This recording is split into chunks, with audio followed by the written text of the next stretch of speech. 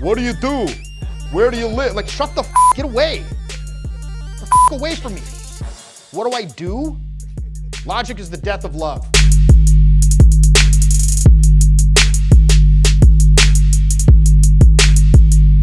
There's a difference between exercise and performance. In exercise, you want to practice what you can't do. In performance, you want to allow what you can do when necessary. So the reason I created that entire mentoring program, it was born in many ways out of necessity, because in the whole charisma mastery thing, because I would see students who were quite familiar with technique, but they had an inability to hold attention. Now, technique doesn't do you a lick of good unless the people will pay attention to you. I could even give them like some hilarious line. They say it and they're like, and because the delivery's off. So I would say to them things like, on the boot camp, I would say, oh, your energy, I want to see bigger emotional color. You seem kind of stifled, things like that. Now, is this helpful? No. Like, gee, golly, thanks, Jeff. Bigger emotional color, what the does that mean? Bigger emotional color, right? So all that's doing is just making them feel more judged. It's subjective, it's vague.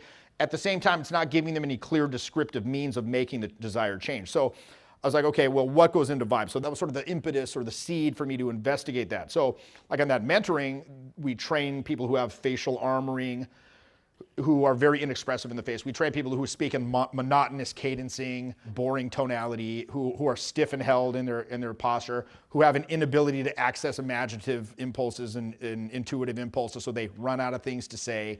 What do all those things contribute to? They contribute to the vibe. Long time ago I learned it's not the content that people are attracted to, it is the vibe.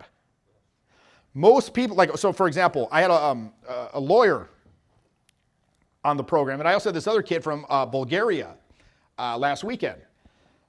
And I've long ago stopped trying to be like, yo, this guy's gonna do well, this guy's gonna suck, because you never know. But if there was a guy that I thought this guy's gonna suck, it was the kid from Bulgaria.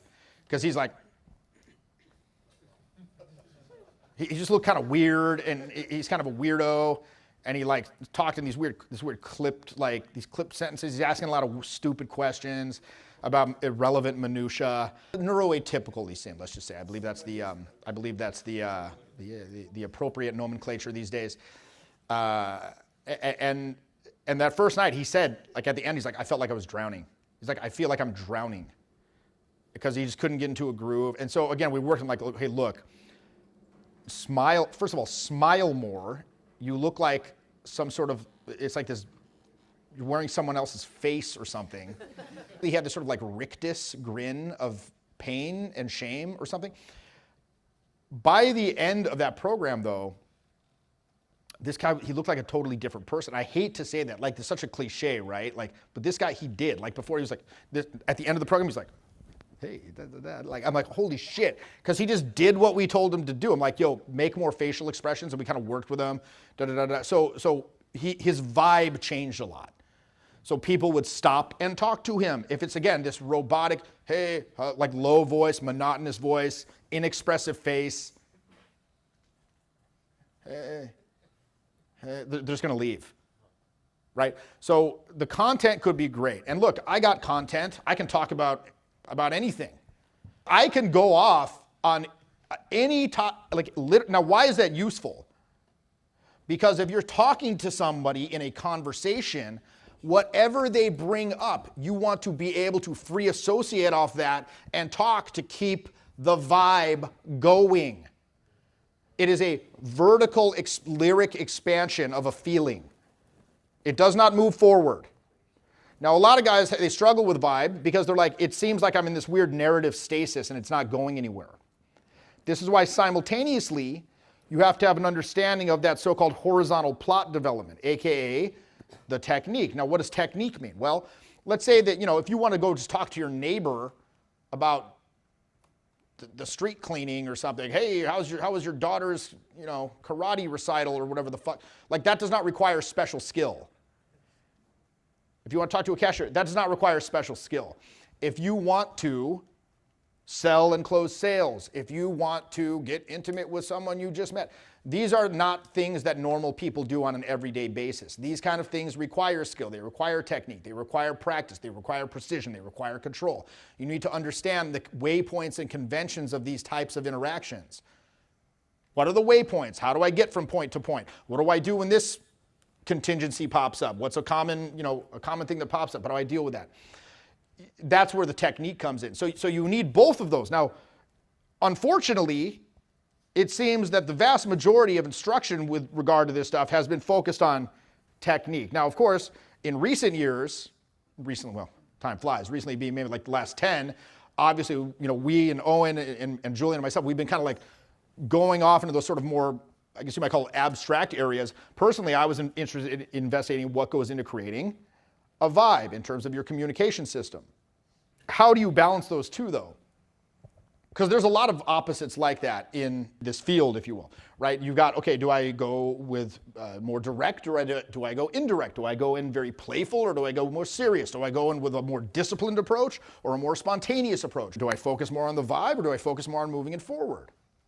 When you are faced with a situation where you have to try to rectify two seeming opposites, understand the greatest point of vitality along a spectrum of opposites is through the interaction of the poles. So in other words, you've got to try to find the progression inherent in the vibe and the vibe inherent in the progression, if that makes sense. Like duality is something that you want to get, like black and white thinking is something you want to get away from. Direct, indirect. Sometimes you're going to be very direct. Sometimes in the same sentence, you're going to look bored and turn away. It's a blend, but you need to be cognizant of both of those. So what goes into a vibe? Well, facial expression, vocal tonality. So the ability to access intuition. Now here's the thing about intuition. You cannot exercise intuition directly. The only way you can really improve intuition is by feeding it more soft data. Right? So intuition is a subconscious process.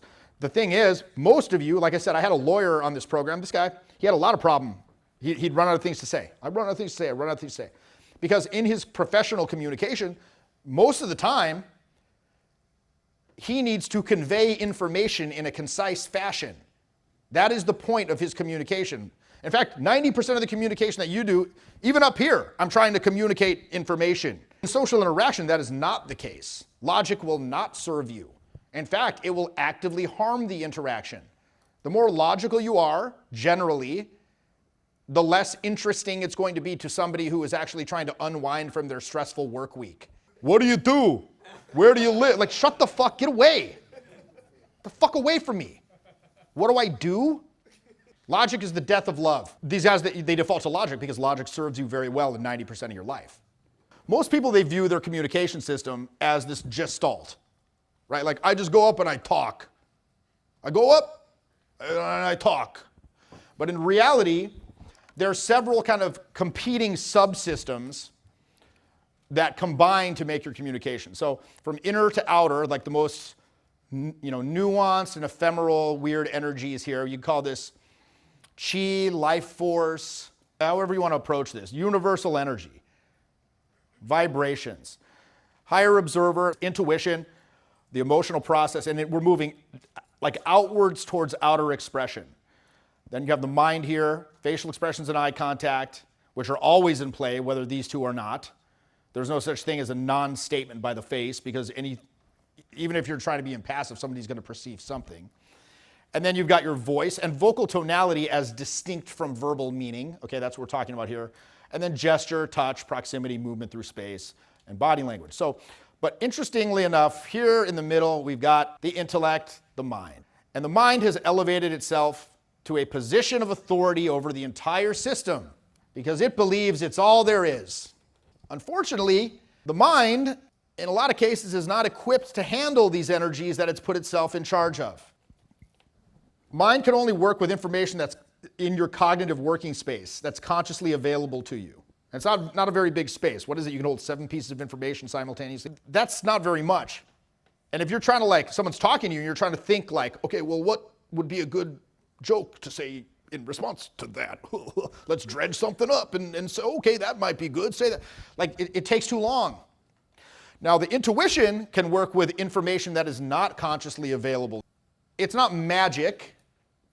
Okay, it doesn't draw answers out of nothing, but again, it can work with information that's not consciously available to you. Ever hear of the theory of the holographic brain? There's a guy, Carl Pribram at Stanford, that hypothesized this years ago.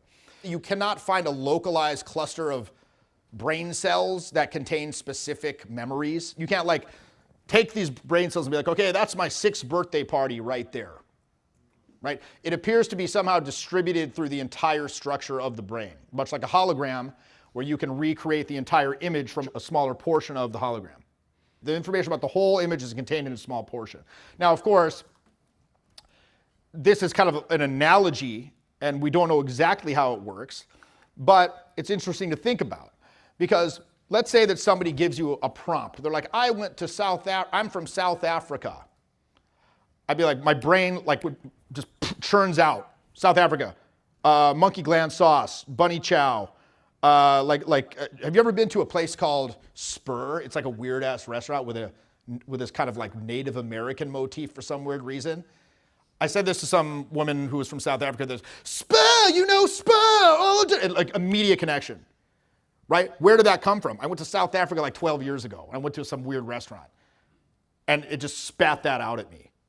I was talking to another woman, she's like, oh, I'm Chilean.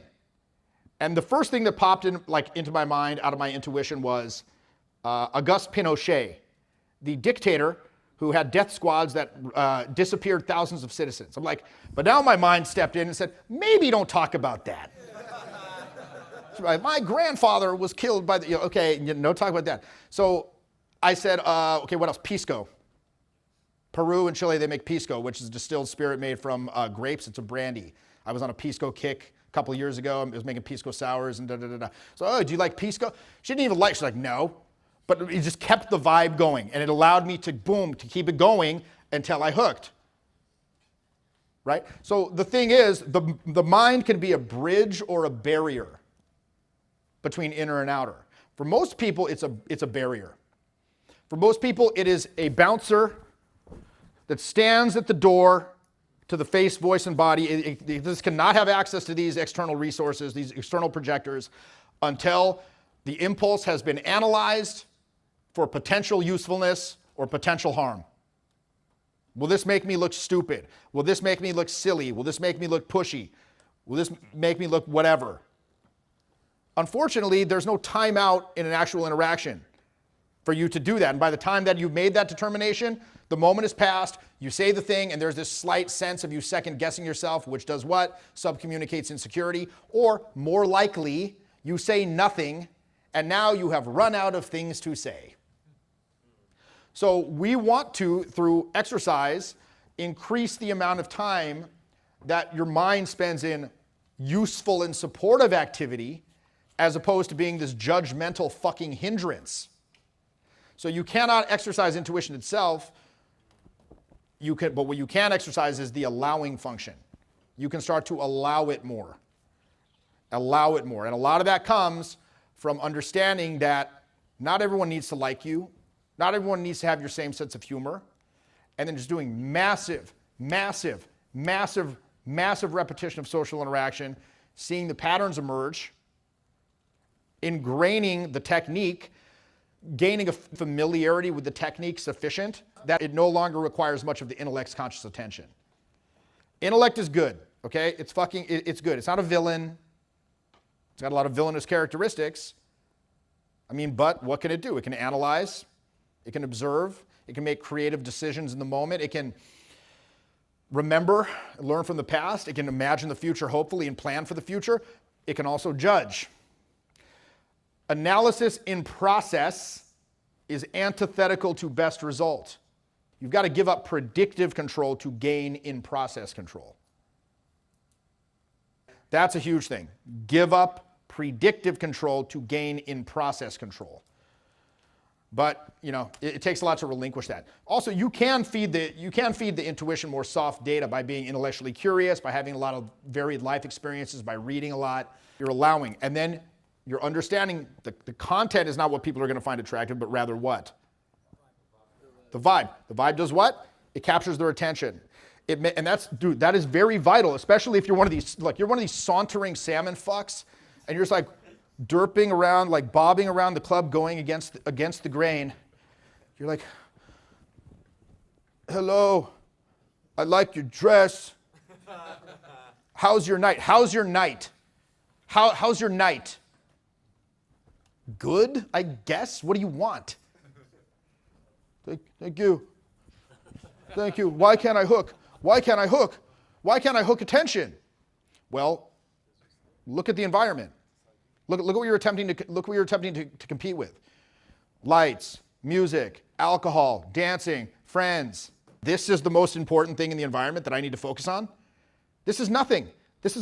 You are a non-entity. You are a chair. You are a fucking chair. You are a piece of furniture. An NPC. That would probably be better if you went up and said like NPC shit.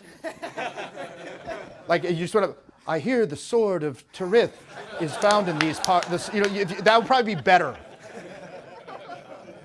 Legend has it that many goods can be sold at this spot. Something like that. If you just like said NPC shit. Our primary like directive is what would be the funniest thing for us to do right now. Not like, oh, what's the good thing that's going to be interesting or impressive to other people? I mean, so that's a huge tenet. Ask yourself, am I A,